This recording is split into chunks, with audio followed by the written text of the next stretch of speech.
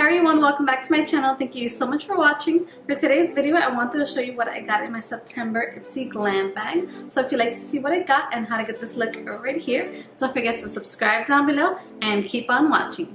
So let's get right into the video. So as you can see, this is a super cute bag that they sent for the September IPSY Glam bag. I'm loving it, and these are all the goodies that I got inside my bag.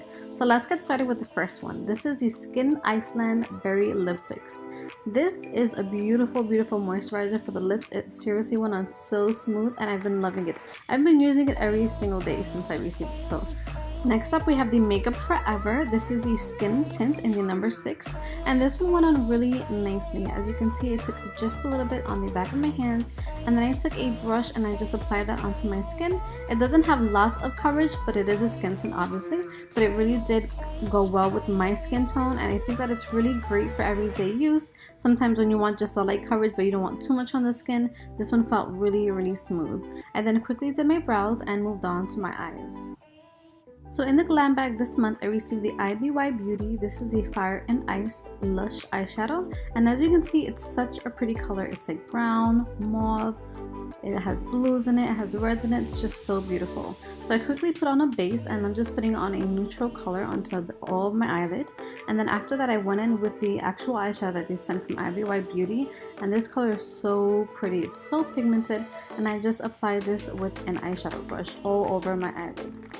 As you can see, as I'm applying this color, as I'm moving, you can really see all the different shades within this one eyeshadow, which I found so amazing, so pretty that they could actually do this. So this was really nice.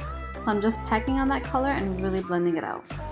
I then went in with a black eyeshadow, that way I can kind of really create sort of like soft, smoky eye, and I kept this on the outer edge of the eye, and then I really blended it out.